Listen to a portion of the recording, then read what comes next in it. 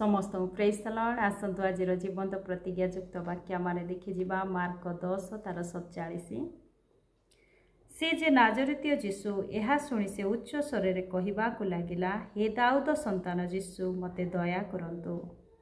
यह जिरिहर टिमायर पुत्र बाटिमय अंध भिक्षुक विषय लिखा जाए। आउ जिरिह नगर दे जिरिहर पथ दे जीशु आपा जेतेबेले गमन करुअछंती आ बाटिमय अंध जानी पारुअछि जे ए पथ दे जीशु आपा से जाउअछंती। आउ से अंधतार से मुक्त हेबा पई इच्छा करी से जीशु आपा को अति उच्च स्वर रे डाकी कहूछि, हे दाऊद संतान जीशु मते दया करंतु। किंतु विभिन्न परिस्थिति ताको अटकाई रखुछि। अनेक लोक ताको तुनी हेबा पई धमक मध्य दउछंती, ताको आगु को जीवा पाई दउनाहांती, किंतु से सकल परिस्थिति को से दृष्टि करू नाही।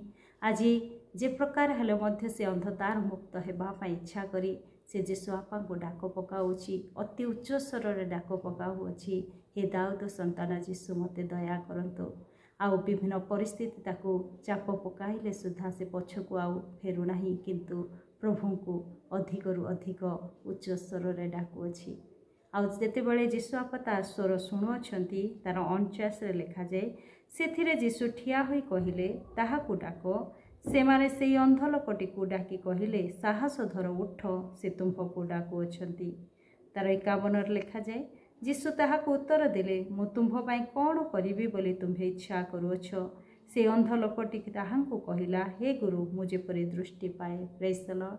जीशु आपा ताहार स्वर शुणुछंती आउ ठिया हे जाउछंती, आउ से डाकुअछंती ताकू।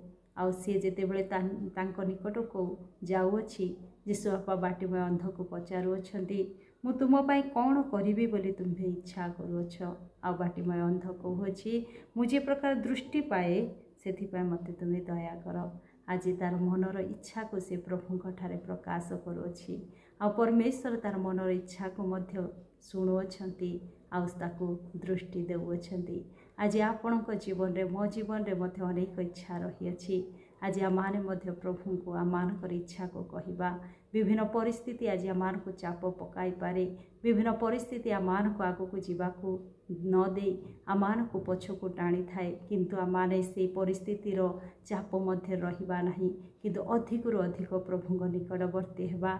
आउ अधिक रु अधिक प्रभुଙ୍କ ठारे प्रार्थना करी आमानकर इच्छा को आमाने तांको ठारे जणाइबा। कारण प्रभु कहती, मु कौन करिबि बोली तुमर इच्छा अच्छी बोली। आज आमानक मनरे जहाँ इच्छा अच्छी आमे प्रभु को जणाइबा, आउ से आमानकर इच्छा को से सफल करिबा। परमेश्वर वाक्य जहन तार 5:40 रे लिखा जाए, किंतु तुम्हे माने जीवन प्राप्त हेबा निमंते मो निकट को आसीबा को इच्छा करुनाह। आज से समस्त विषय देवा पाई इच्छा करती। आज आमानकर जीवन परित्राण पाइबा पाई, आमानक जीवन अनंत जीवन को लाभ करिबा पाई आमाने जदि मनर इच्छा करियछु, ताहले आमाने ताहांक निकटवर्ती हेबा। परमेश्वर वाक्य लिखा जाए, तुम्हे माने जीवन प्राप्त हेबा निमंते मो निकट आसीबा को इच्छा करुनाह।